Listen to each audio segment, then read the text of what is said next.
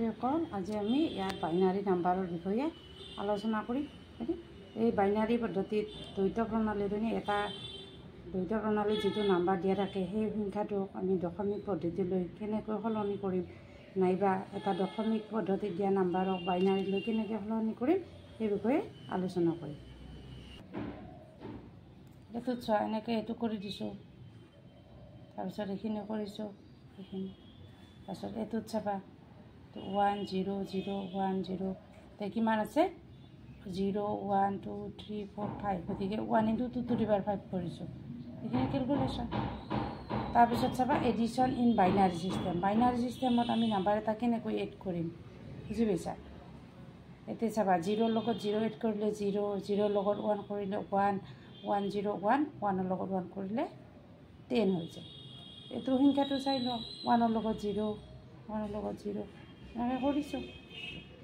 তাৰপিছত আমাৰ এটা কথা মনলৈ আহে যে আমাৰ যি ডেচিমেল ছিষ্টেমত আমি নাম্বাৰ এটা এড কৰিলে যেনেকৈ আমাৰ বেলেঞ্চ হয়, অকলা থাকে বা হাতে যোৱা বুলিও কয়, সেইটো থাকে। ইয়াত নাথাকে নেকি? ইয়াতো সেইটো থাকে। যেনে সেইটোত চাবা 1ৰ লগত 1 এড কৰি দিওঁতে কি পাইছোঁ 10, এইটো হৈছে বেলেঞ্চ হোৱাৰ।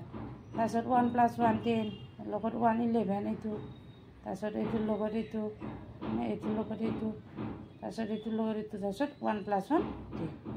সেনেকৈ আমি এইটোত কি লৈছোঁ, 3টা নাম্বাৰ লৈছোঁ। কুৱেশ্যন 5ত চাবা, এইটো এটা দিয়া আছে, এইটো এটা নাম্বাৰ, এইটো এটা নাম্বাৰ, এনেকৈ এই নাম্বাৰখিনি আমাক দিয়া আছে। গতিকে এই নাম্বাৰখিনি আমি কেনেকৈ কৰিম, এইটো প্লাছ তাৰপিছত এইটো, তাৰপিছত এইটো ইয়াতে 1 1 10 10 1 11ৰ 1, এইটো বেলেঞ্চ হৈছে, বুজি পাইছা? এইখিনি পালা বুজি? এনেকৈ আমি বেলেঞ্চ হোৱা কৰিম। তাৰপিছত যেতিয়া আমি এক্সাৰচাইজ কৰিম, এক্সাৰচাইজ কৰিলে আমি বস্তুখিনি বেছি ক্লিয়াৰকৈ বুজি পাম। এইটো আমাৰ কুৱেশ্যন চাই লওঁ। এই কুৱেশ্যনটোত আমাক কি কৈছে যে তলত দিয়া দশমিক প্ৰণালীৰ সংখ্যা আমাক দ্বৈত প্ৰণালীত চিহ্নত প্ৰকাশ কৰা হৈছে। Express the following decimal system numbers in numerics of binary system. গতিকে কুৱেশ্যন 1টো কৰি দিছোঁ, চাই লওঁ। 5ক 2ৰে ডিভাইড কৰি দিয়া। বাইনাৰীত কৰিলে 2ৰে কৰিম, 2 2 আৰু 4 1, তাৰপিছত 2 2 1 2 0, গতিকে এইটো আমি এনেকৈ লিখি ল'ম 1 0 1, এইটো 2। 50 কৰিছোঁ, এনেকৈ হৈছে।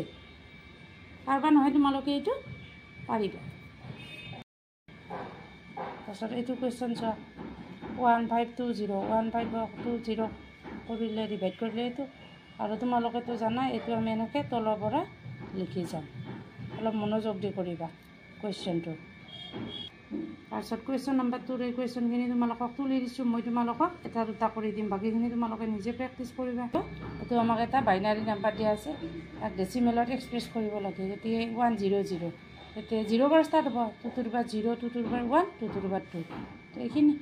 তাৰপিছত 1 0 1 আছে, গতিকে 2 to the power 0, 2 to the power 1, 2 to the power 2, 2 square, এইখিনি। তাৰপিছত এইটো চোৱা, 2 to the power 0, 2 to the power 1, 2 to the power 2, 2 to the power 3, এইটো হৈছে। তাৰপিছত লাষ্ট কুৱেশ্যনটো কি চাবা, এইটোত কিমান আছে শুনিলা, 2 to the power 0, 1 2 3 4 5 6 7 8, গতিকে আমাৰ হ'ব 1 × 2 to the power 8। গতিকে আমি এনেকৈ তাৰপিছত 1 × 2 to the power 7, এনেকৈ বাকীখিনি কেলকুলেশ্যনটো কৰি ল'ম। গতিকে এনেকৈ তোমালোকে প্ৰেক্টিছ কৰি থাকিলে বস্তুখিনি কি হৈ থাকিব, আমাৰ একদম ইজি হৈ থাকিব। Practice makes man perfect.